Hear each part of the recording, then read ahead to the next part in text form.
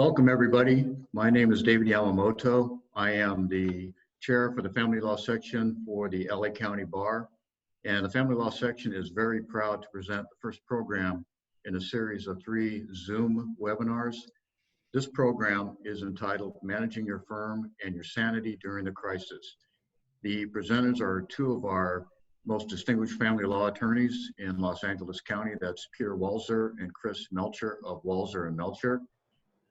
Just before they get started, I'd like to make just a few announcements about the LA County Bar. Next Thursday is our second Zoominar, and that will be entitled Effectively Managing Your Family Law Practice in a Work and Home Environment. The presenters for that one will be Steve Mendel and Joe Spirito, and they're going to tell you ways in which you can create marketing avenues so that we can still make some money in the shift in the practice that we have to do now.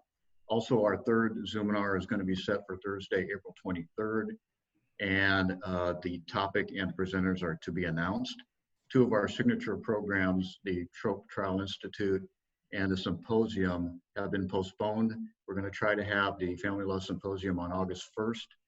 Our next Family Law e-news edition should be out by the end of this quarter. And look for LACBA's announcements about Zoom networking, which is going to start, I believe, the second week in April. And that's a way for lawyers of different disciplines to get together and hopefully exchange referrals. Now it's time to turn it over to Peter and Chris. Good afternoon, everybody. Welcome to this program. My name is Peter Walzer. I've been practicing about 38 years. I'm former president of the Academy of Matrimonial Lawyers, and I'm founding partner of the 7-lawyer firm Walzer Melcher. Chris? Yeah, I'm Chris Melcher, also a partner here at Walzer Melcher. Kind of gone into planning mode here with Peter this last month, and hope to share some tips that we've learned along the way. So really, we all know the world has changed. It's completely different. It's unprecedented, and we're trying to adapt to a difficult decisions. We're trying to make smart decisions quickly, but not in panic mode. We're taking immediate steps, and we're trying to make a plan for the future. And we're being positive about it, but being prudent. So this is a great quote by Charles Darwin. It's not the strongest of the species that survive, nor the most intelligent that survives. It's the one that is most adaptable to change. And it captures what we're all doing. So bad, we all know the bad. It's upturning families. It's people are not conducting themselves in the best ways. There's sort of a group psychosis. Our employees are disrupted. Our clients are disrupted. It's a challenge, the most challenging time of my life and probably of our generation. The good is we're learning to adapt. We're making the best out of a bad time. We're learning to use technology, and we're going to be covering that technology. We're learning to do things in different ways, and we're improving. So our industry was really one of the last to adopt technology. When you look at tech workers, they're used to working remotely. They don't report to the office very often. Everything that they're done is through these video conferences or other platforms, and it's worked well for them. And they're certainly doing complex work as groups in teams, just like we do at law firms, but we are kind of been stuck into this very high touch in-person meeting that we were having for everything, including court appearances, mediations, you name it. We all wanted it in person. And so we're so late to adopting tech. And that's why many of the firms have had to scramble to figure out what is Zoom and how to utilize it. Even the layouts of our office space have been dictated upon how we like to meet, because we have these window offices, we have big meeting spaces, but in the going forward, if we're going to be adopting this long term, I mean, we don't need that much physical space for our offices. So we as a firm had adopted tech and really pretty robust tech, I think. And that came from a fire that we had at an old location that made us shut down unexpectedly. And we had to learn to work remotely for a while. One thing, though, that we didn't really think through too well was that all of these employees that we've hired over the years don't necessarily have great internet connections. Maybe they don't have a computer set up at their home. So we've had to, make sure everyone is equipped, make sure that they have a strong internet connection. We're providing a subsidy for that, helping them in whatever way to access their work remotely. So that's one thing that we would have done better had we, kind of thought this one through.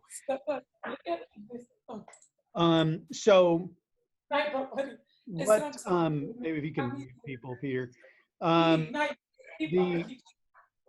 we're trying to do here basically is learn.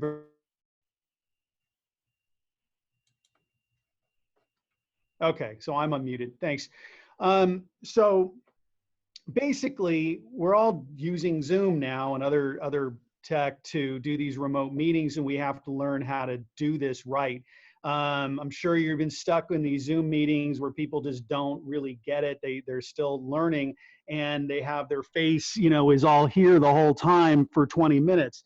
You gotta kind of set yourself up, have a decent sized background, get the lighting right, dress appropriately, learn how to mute your mic, set it up. So, because this is the way that we're going to be meeting and conferring with each other regularly. And we want to have an image and want to look good, just like we would go to court and look good. We want to look good on video. So take some time to time on that.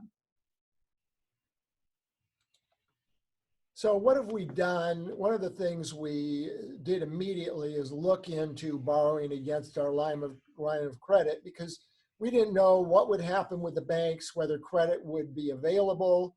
We needed a cushion. We had to make some decisions. And the pro is that we're prepared. We do have a cushion in case of emergency. The con is we're going to have to repay it if we use it.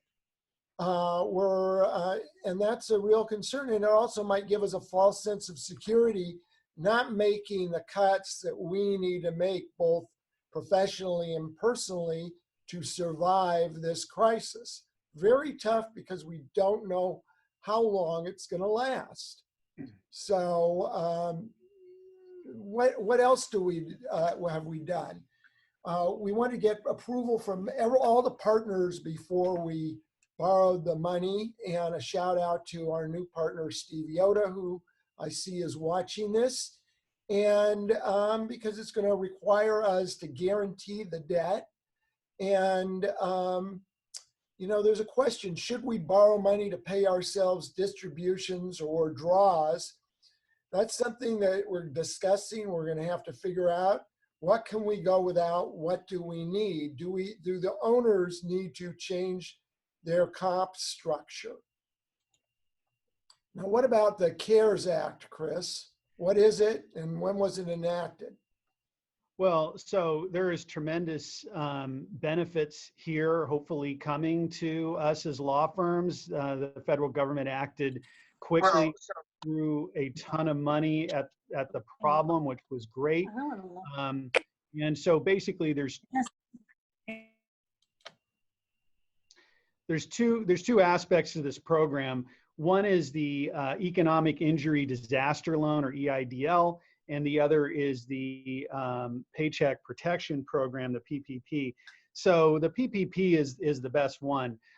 Basically, that is a loan. The maximum amount is 2.5 times your payroll cost. That's a specially defined term. If you can go to the next slide. Basically, we're looking at payroll up to $100,000. So any payroll over $100,000 doesn't count. Federal taxes, payroll taxes don't count. If you have ADP for your payroll, they have a report that's already built that'll tell you what your payroll cost is for this specific loan application. Other payroll programs hopefully have the same thing. It's a 2-year loan at 1% interest, but here's the great thing about it. Once it's funded, the money that you spend on payroll in the 8 weeks after the funding, so 2 months of payroll, will be forgiven as defined as payroll costs. So not anything over 100 grand a year, but that first 8 weeks of spending on payroll will be forgiven of that loan. And then there's going to be some money left over on the loan. If you spent that on rent, that could also be forgiven. So this is hopefully coming. The SBA has been overwhelmed with interest in this, so it may be oversubscribed and they're still working through it. But I did talk to our banker this morning, and it's going forward. So it'll take some time, but it's a great program. The next is this economic injury disaster loan, and this has 2 components to it. One is a $10,000 grant, so free money right off the bat. We applied for this too, haven't seen the 10 grand yet, but that's out there. And there's a loan amount up to $2 million at a low interest rate, but you have to personally guarantee it and it will not be forgiven. Now, you could actually apply for both and get both of these, but if you get the $10,000 in free money, it will offset the PPP forgiveness. So we asked for both. We'll see what happens. So the CARES Act also affects our retirement accounts, and the 10% early withdrawal penalty is waived for distributions up to $100,000 from qualified retirement accounts, and you're given a break on the tax over 3 years. But of course, I would say all of our accounts are down because of the crash in the market. So this has to be used wisely, and it's got to be paid back if you want to avoid the penalty. And the required minimum distribution rules are waived for 2020. So if you were required to make a minimum distribution from your plan, you do not have to do that. In addition, as we all know, the tax returns do not need to be filed into July, and payments do not need to be made until July. So that's a great benefit. There's also the employee retention credit, a payroll tax credit of 50% of wages paid by employers to employees during this crisis.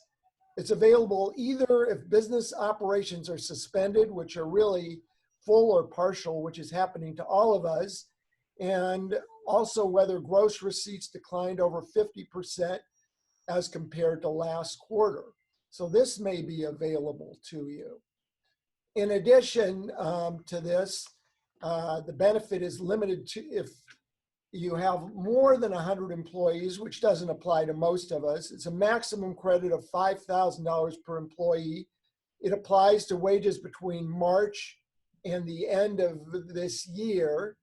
And the credit is a credit against payroll taxes. Not available if the SBA Small Business Interruption Loan is received. So you got to make sure that if you take one benefit, it will not affect another benefit, as you'll see. This payroll tax deferral also available. You can defer your portion of the 6.2 Social Security tax, and you got to repay it over 2 years. But if you take advantage of the SBA loan, the PPP loan, then you may not be able to apply for this. And if you apply for this, you may preclude yourself from getting the PPP loan. So be careful about availing yourself of this payroll tax deferral. Talk to your accountant about it.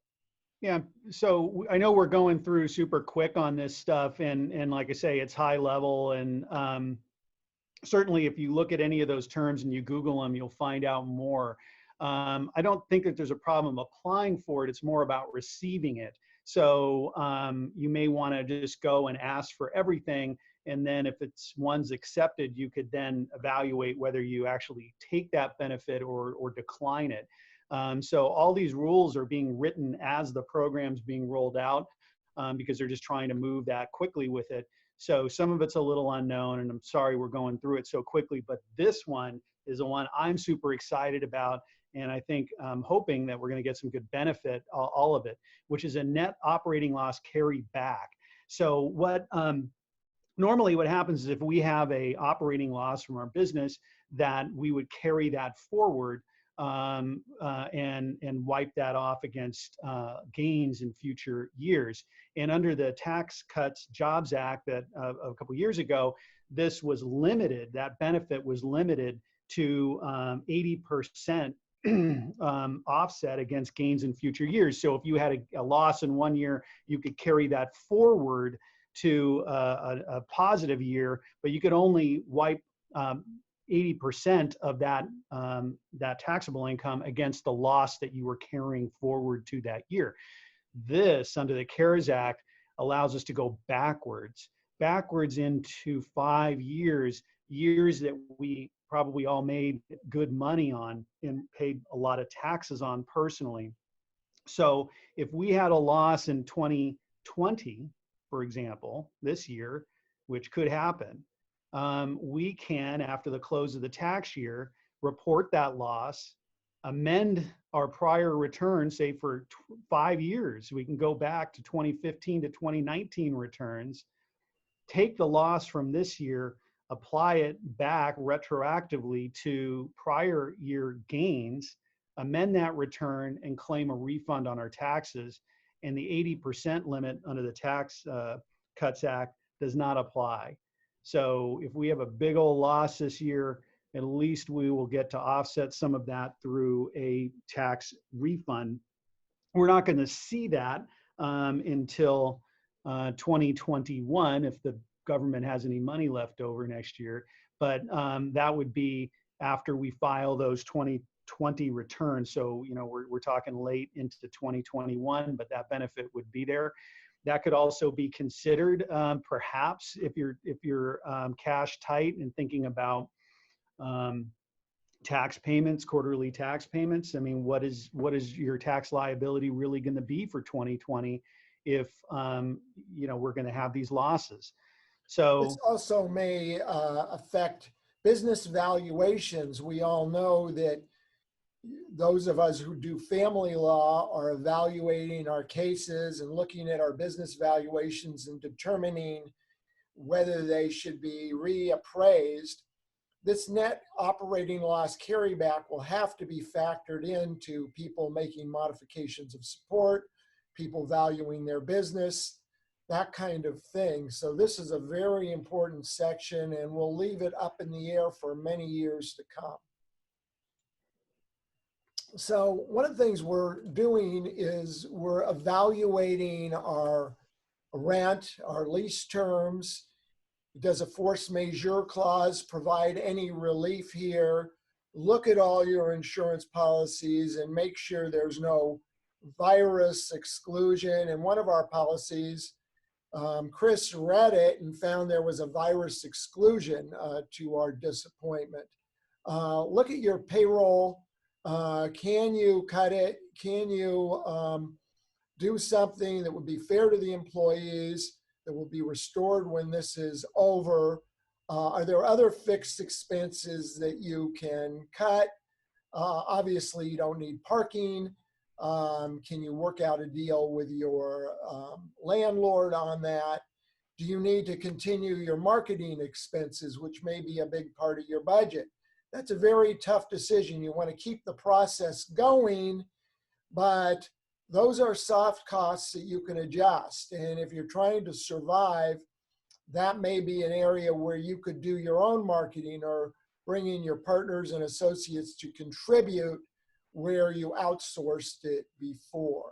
And Peter, if you could stay just back on that slide for a second. On the rent, if you're excluded from the premises under these health orders, there may be a provision in your lease that would allow you to not have to pay rent. It may be suspended or even excused.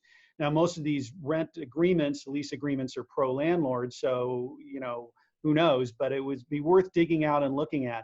If it's a very simple lease agreement, you could invoke force majeure, which is Civil Code 1511, where you have supernatural causes prevent somebody from performing an obligation, those are excused because it's just literally impossible. And so if you're unable to access the premises, then there's maybe a claim that the rent isn't due or should be suspended, deferred. Take a look at that.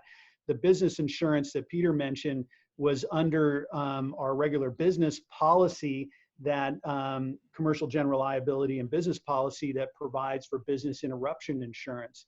And those are kind of an all claims policy that has provisions in there where if you're prevented from going into your premises under a civil authority rule, they have specific coverage for that and would provide coverage. So, or if you had an exposure in your office or building and it needed to be cleaned up or somebody was injured as a result, covered. But you have to look at the exclusions. And in our policy, there is a virus exclusion that says that whatever coverage would ordinarily be provided is not available if it was a result of a virus. So take a look at that. You paid lots of money in insurance. If there's coverage, I would ask for it. If there's any reasonable basis, might as well contact your agent, make a claim. I know tenant law firms are conferring with other tenants and negotiating as a group with their landlords. And there are a few major landlords in the city, and a group is more powerful than an individual.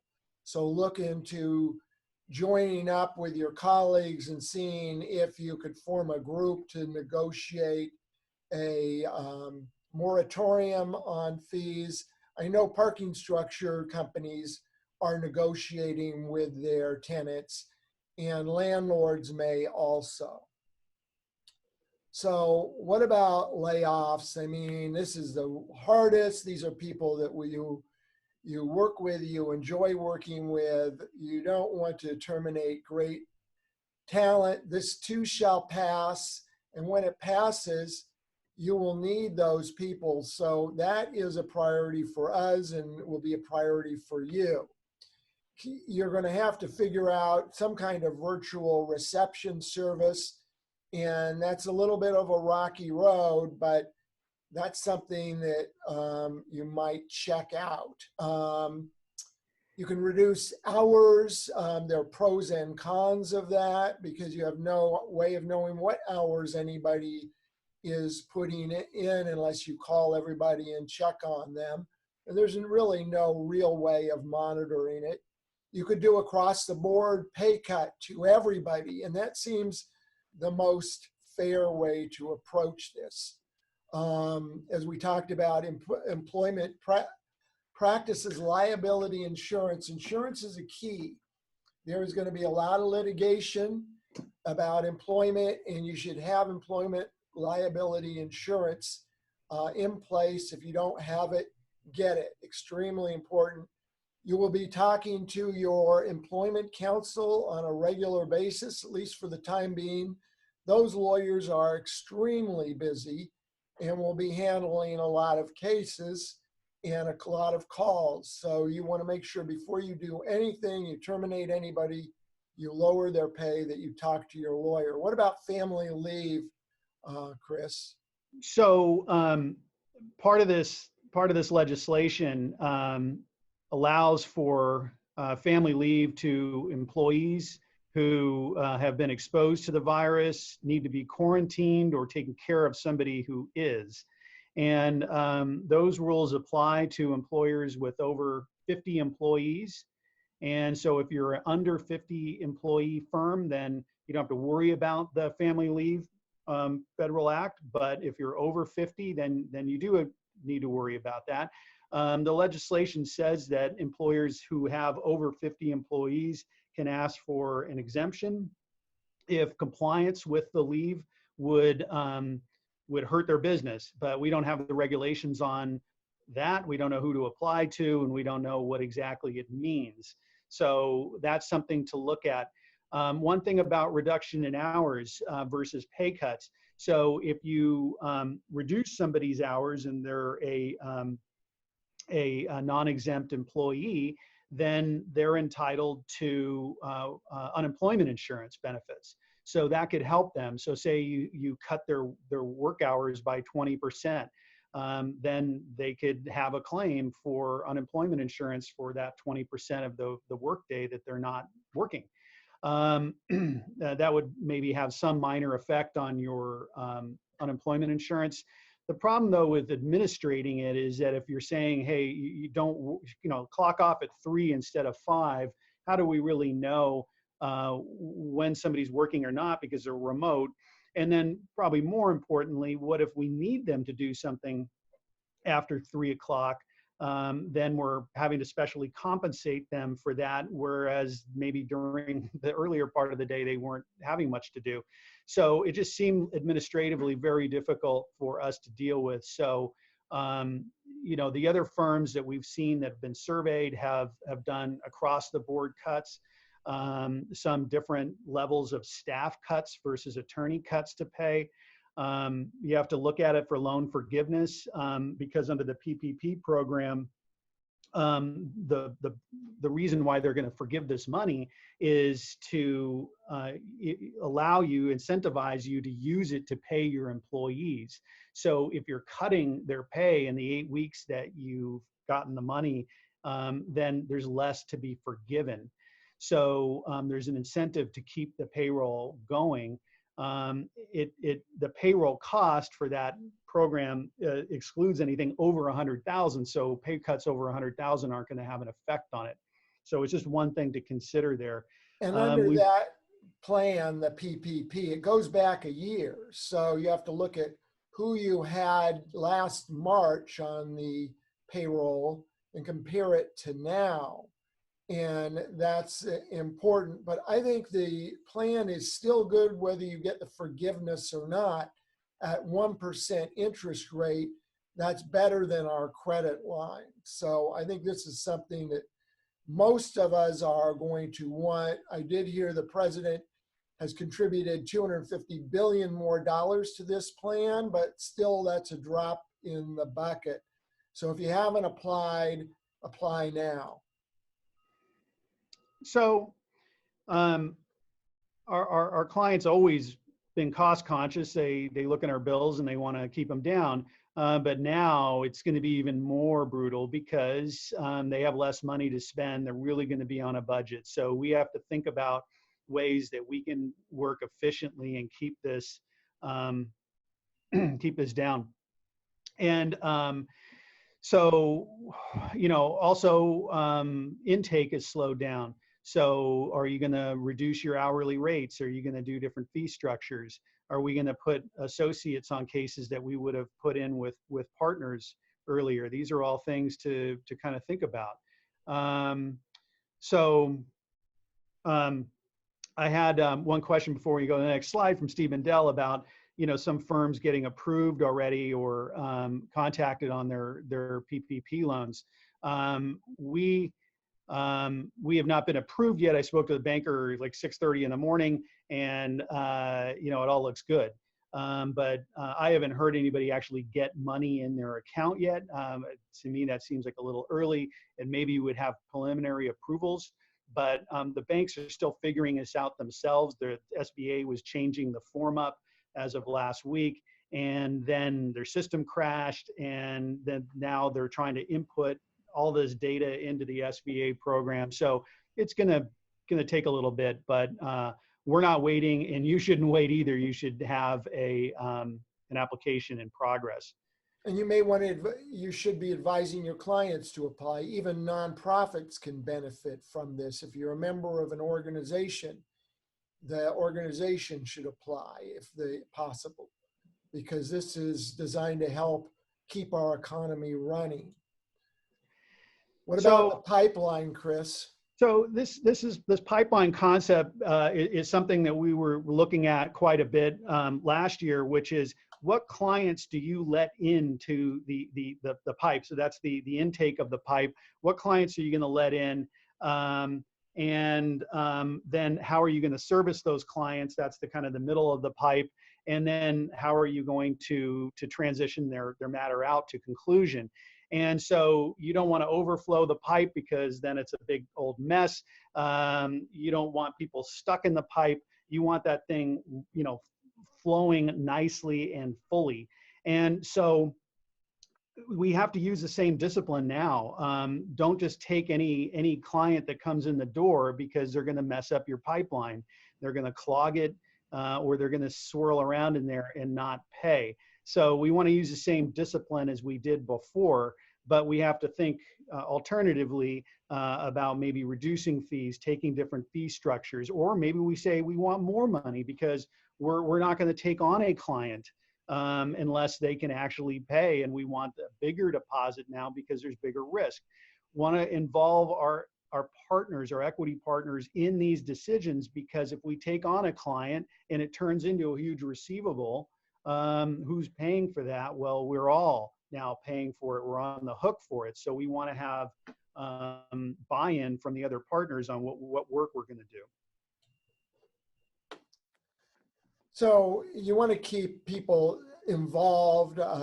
Some lawyers are having 2 Zoom meetings a day. Others are having them every day. We're having them every other day. I think a personal connection, a report by everybody on what they're doing in their lives, if they want to share, call on everybody. We don't usually do case updates until every 2 weeks. Now we're doing them pretty much every call to keep everybody involved. You want to keep the staff and the attorneys updated on what you're doing to keep the firm running, keep them involved. I think that you want to make sure that everybody's doing something. One of the things that we're doing is we're having a Zoom mock trial. And we're involving everybody in that, basically so that we all can become adept at using the Zoom program, but dealing with the nuances of Zoom and breakout rooms and muting people, not muting them. How do you do objections during a trial? This is involving everybody in the firm and giving us something constructive to do, a group activity. We're also having group social hours, virtual parties. And that's just to keep everybody in touch and connected. Very tricky. Personal phone calls to each of the people in the firm just to connect is critical during this time. And Peter, before you move on to that slide on the hearings, for us that are doing litigation, the LA court says it's looking into WebEx hearings. Obviously, LA court's been challenged on technology for quite a while, so hopefully they'll adapt this quickly. But I saw a presentation by 2 judges in Texas, maybe it's 3 weeks ago now, that were already doing Zoom court appearances. And so they just dived in head first. They have some simple rules of etiquette. And they've just gone forward and doing it by Zoom. And so basically there's obviously some challenges there. How do you evaluate the demeanor of a witness on the stand for credibility? Well, one thing is, like I said, is, getting your image set up so you have a big head, not that you're very, very tiny little head in there. So we want to make sure if it's our client, that they're presenting well so that the court can see their facial expressions. Same thing with if it's the other side's witness, to have them say, hey, I want you to position yourself differently in this frame so I can actually see you. The court reporter needs to be able to see people's lips move to know who's speaking and what they're saying. So that's all important to set those things up. A Texas court said that they had problems with attorney and client trying to share the same screen. So we don't want to have that happen. We want everyone have their own laptop or webcam in separate places, so we know who's talking, and also so we're not having somebody coached. And so one way of doing that, and this is why we're going to practice with this Zoom trial, is that maybe you want to have it zoomed out so you can actually see, their hands. So are they doing this? Actually getting prompting from their attorney of what to say. So maybe you want it zoomed out at some point. With the objections, it's going to be hard because our mics are muted, and how do we do this? Are we going to raise our hand and just say stop? So there's going to be some problems that we're going to work through, but it has to happen. I don't see the courts opening up anytime soon for regular operations where you have mass public people gatherings in the courthouse. I don't see it happening anytime soon. So we're going to have to figure this out. And then with mediation, there's folks that have been doing that successfully with mediation, and you learn Zoom, you have breakout rooms so the mediator can talk to one side without the other side listening, or the attorney and client could talk together. For me, I'd probably do that just with a phone call or text message with my phone rather than risk doing it over Zoom and having it broadcast everywhere what we're willing to settle for. But this is something we're going to have to figure out and do. Otherwise, we're just stuck here for a long time. I know Jam's Signature, other ARC are providing some kind of virtual meeting, whether it's GoToMeeting, Zoom, WebEx, Microsoft Share for their clients, so they can continue their hearings. But really practice it before you do it, because there are glitches, as you can see. And one thing, sorry, we had a question from John Madden on how do you deal with expert testimony with exhibits.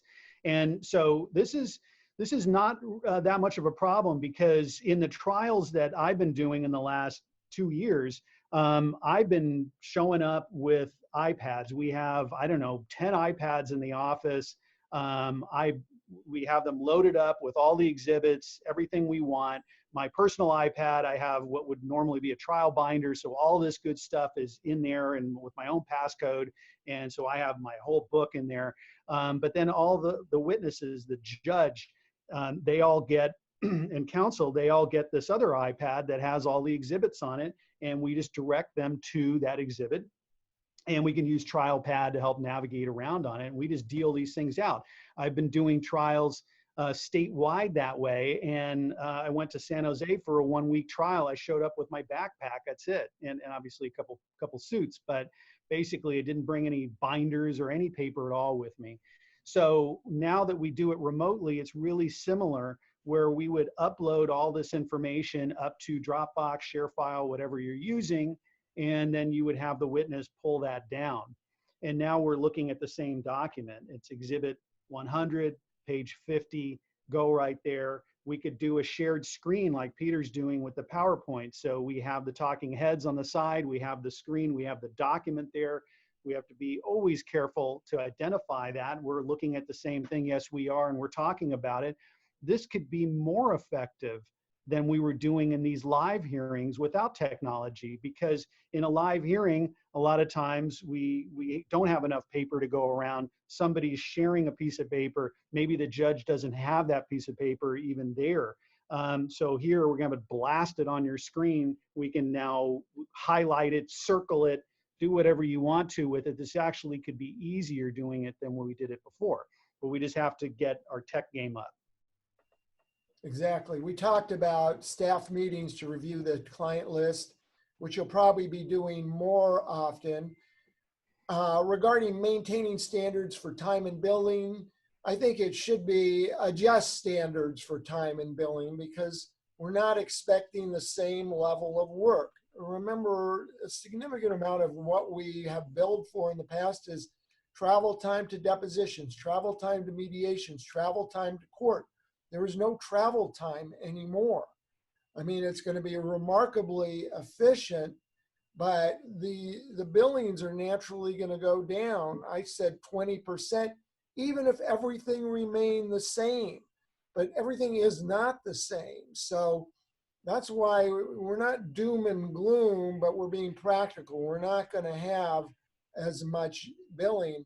The courts are closed. Nobody is going to court, and if they are, they're at risk. I mean, do you really want to send somebody in your firm down to court? It's not safe right now.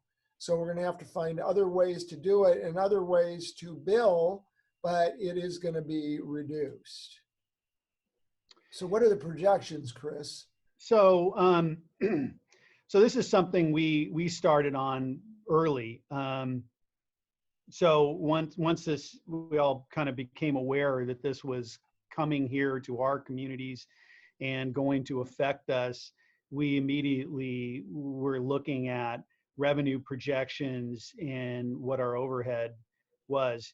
And so first in overhead, going through with a detailed profit and loss, print that out, go through every line if you haven't done so already, and figure out what expenses are just naturally going to fall away.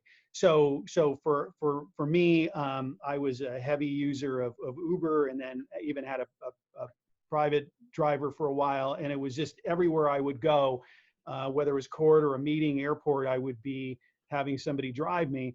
And that was very efficient. I could rest, I could bill, I could prepare.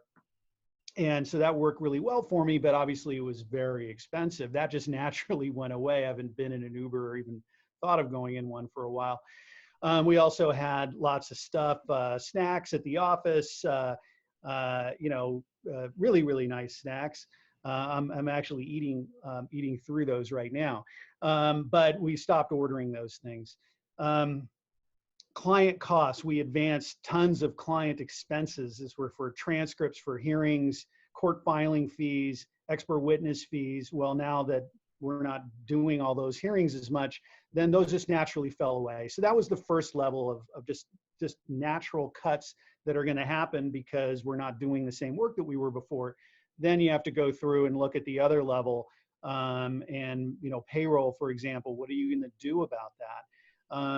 There's one firm that I've heard is not going to make any cuts at all.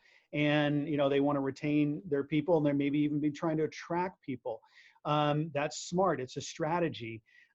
It wasn't long ago, I'm talking 30 days ago, we were having a very hard time trying to fill 2 positions. We even hired headhunters. We put ads in. We couldn't get applications for 2 positions.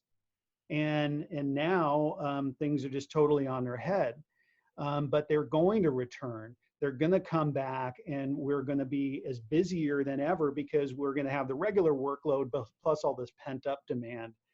I think there's also a moral component of this. There are people out there that need jobs. So rather than cutting somebody entirely, cutting them down a little bit, whether it's some service personnel or somebody who needs the job, because it's tough times. So every question of cutting has a moral component to it, and you got to decide, do we want to keep them on, or can we cut them back a little bit across the board, whether it's people that serve you delivery services, this kind of thing.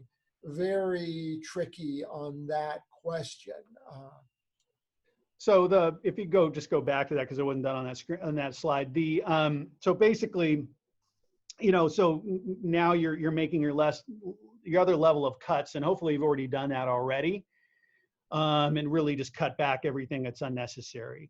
What I would encourage then is just do some revenue projections. So maybe you run one model and say, hey, if we're going to be at 50% of our 2019 revenues going forward, and we've made these cuts to expenses, what does it look like? What kind of loss are we going to have? Or maybe we're just going to be a break even.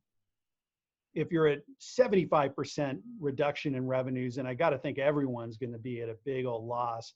A lot of law firm margins may be only at 30, 40%. So we're certainly going to be in loss territory.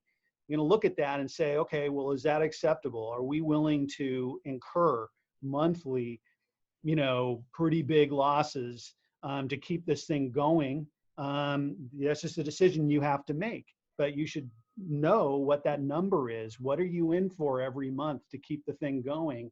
And if that's not acceptable to you, or you just can't simply afford it, can't borrow the money, don't want to borrow the money, then you're going to have to make the next level of cuts. So it's just as simple as that. But I would make those projections, go through that exercise. I know a lot of us don't want to do that. I know I never did any budget or looked at anything when I wasn't making money because it was depressing. Why do I want to look at this? And when I started making money, of course, I want to see reports every day. But we got to go through and look at this because I'm thinking a year. We're certainly going to be in this through the end of the year. And so how many months is that? and times whatever that monthly loss is, that's a big, big number. So I would just think about it, go into it eyes open. And some firms are closing their doors. I mean, if you're in landlord-tenant law, representing landlords, that is not going to be a booming business. Class action lawsuits may not be going anywhere. Court-heavy, intensive litigation. There's not going to be a lot of litigation for a while, but there'll be pent-up demand if you can make it through. But that's what we're talking about. How do you make it through? So receivables is something that I'm sure we're all been looking at regularly.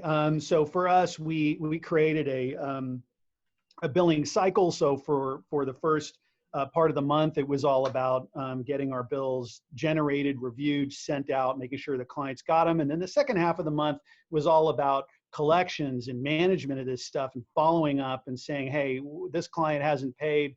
What's the problem? Are we gonna let them go around next cycle, or are we gonna get off the wheel here if we can? So we had this cycle already in place with deadlines, and so we're following that. But now we're looking at clients who ordinarily had paid their bill, no problems. We're gonna need some more time. So we want to reach out to them and say, hey, do you need a payment plan? You need some kind of accommodation? There's some that are just gonna get wiped out and aren't gonna pay anything. And here's the hard part, is on withdrawal. Normally we would be saying, hey client, you can't afford us. Here's a substitution of attorney. We're happy to help you if you get back on your feet again, but we need to get out of the case right now. And then if they didn't, we could file a motion to be relieved. There's no motions to be relieved going to be heard now, and probably not for some time. I doubt that that's going to qualify as an emergency. So how do we get out of these cases? Probably don't get out of these cases without consent. So that means we're in them. But the good thing is, if it is litigation, there's not a whole lot to do anyway, with the courts being on limited operation. But just something to think about and to keep that relationship going. I know that vendors that I've dealt with, that I've contacted, and I know it's embarrassing, but basically we're saying, hey, we got to go look at your bill. And not for past services, but for going forward. Maybe we're not going to continue your service. Maybe we're going to rate it down. The ones that have worked with us, I really have a lot of loyalty to, and I want to get back working with them, and I want to pay them even more money than I did before, because they handled it so well. There's others, only one in particular, that's like, wow, they're not being very understanding. And even though they made a lot of money in the past, they want to continue making the same in the future. It's unrealistic, not appreciated. Okay, so that's the way I felt. How our clients going to feel? They're going to feel the same way. So I think in a lot of this, most all these bills honestly are on the honor system. It's what we put on a bill is on the honor system. It's what we collect is on the honor system. So we got to act with honor. And I think contacting those clients and saying, hey, you know what, we've had a great relationship. I want to continue with this. How can I help you? How can I make this easier for you? Much more likely getting paid that way than ignoring it. It's interesting. A lot of people paid their bills from their brokerage accounts. People were invested. Now people don't want to take the money out of their brokerage accounts when their accounts have gone down by 30%, 40%. So it's tricky to push people when they're going to be pulling out of their wealth. And, that's what we depend on, but we do need to consider that when we're demanding payment, even for people who are well off. Very tricky questions. So what about guaranteed payments, draws, and distribution? How much cash do we keep in reserve before payments to the partner? No easy answers, but the employees are going to expect us to cut back, and we will. And we're going to have to demonstrate that we are not going to, take more than we should. And it's a matter of our survival here to keep money in the bank and to have a reserve. So again, that's something that we will be discussing and handling with the partners and reaching agreements on what we can go without during this tough time. So here with us in the divorce world, I have several people have said, "Oh, you're going to be super busy. Everyone's going to be divorcing each other because they're all cooped up in the house and hate each other." Probably true. The part that they want to break up and don't want to be stuck in the house together. But what options do they really have? And so when I look back at the recession, and that's the only thing I have to really look as some kind of comparable.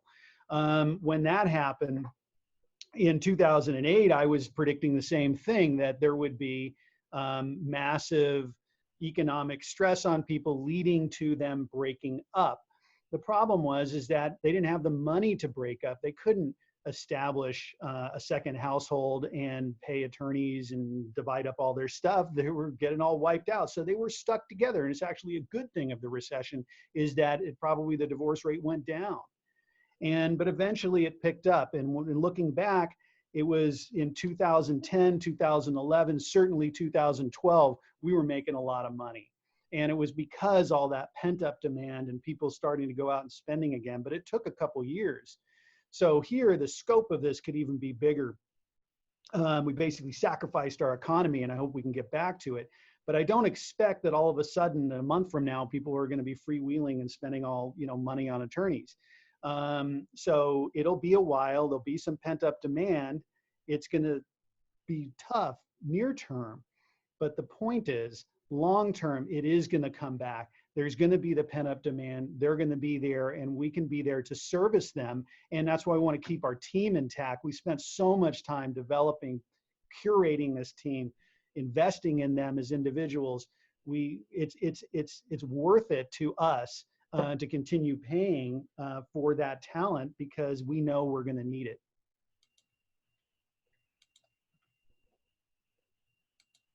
Somebody asked about us sending out the slides. If you send me an email, I will send you a copy of the slides. I'm on the State Bar. My email address is there. So what about the future, Chris? Well, there's some areas that are always going to do well in a crisis. Employment law, bankruptcy law, they're going to do great. Others that are going to do really bad. And so not to suggest that we would all just switch over to bankruptcy law or something like that, but just to be aware of it and to think about, well, maybe there's different part of the market that we could serve that we weren't serving before, or we could serve that market in a different way. Maybe it's going to be limited scope. Maybe it's just going to be consultations. Maybe you're going to create educational programs and sell them.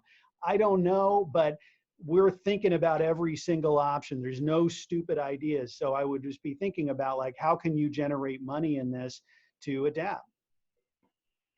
Yeah, and people even in employment law are saying it's great now, but when all the businesses are out of business, I'm not going to have any clients left. So nobody's going to escape this. When the bankruptcies are done, there's going to be nobody left. That's a dire prediction.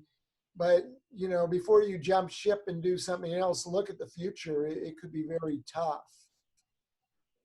What are the lessons to be learned? There's always a silver lining, and we really got to be better managers. We got to keep people involved remotely. We've got to have our finger on the pulse of what's going on with the partners, the associates. We've got to communicate more. This Zoom communication is actually good. Does it replace in-person contact? No, but there's something there. There's, a lesson there.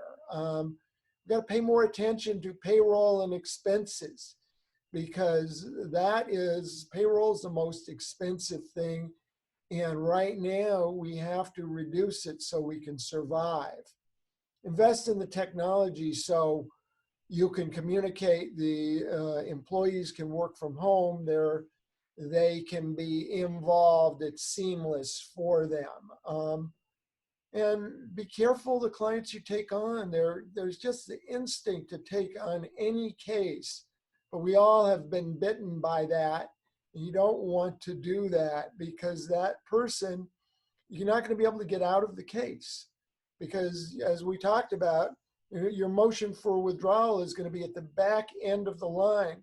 You're thinking September, October, and the courts are going to be back working at some point, but they're not going to be hearing motions to withdraw. There's going to be some priority of matters. Support, custody issues are going to go first, at least in family law.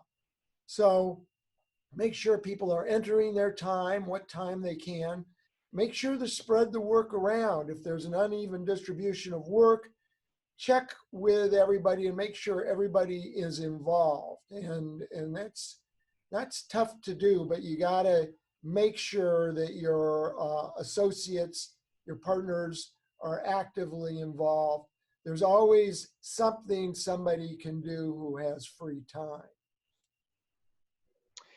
So what we're all going through personally, professionally is difficult and unimaginable. I know when it first started, I was so tired after dealing with all this stuff, and I took a nap, and when I woke up, I thought, geez, was that a bad dream? I just thought it just couldn't be real, but it is.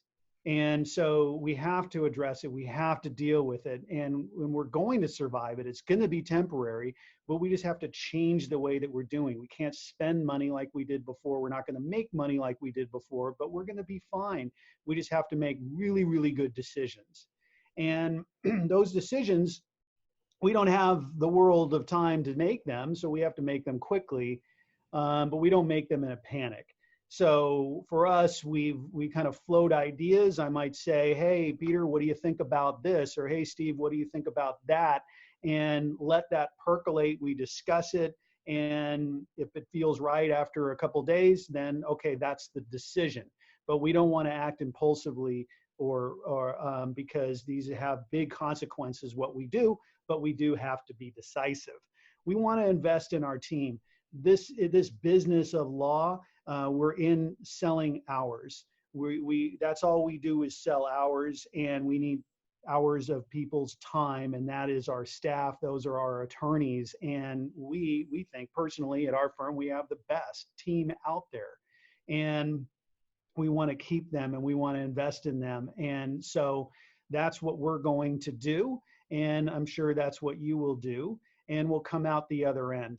So I hope that this has been helpful. If you have questions, we've certainly thought through some of these issues. We haven't thought through all of them. We're still learning them. But if you have any questions about anything that we've talked about, contact Peter or I. We're happy to get back with you, share it. If you know some stuff that we didn't cover that you wanted to tell us, I'm all ears, and please send us that so we can all help each other through this. Thank you very much, everyone. This concludes our program.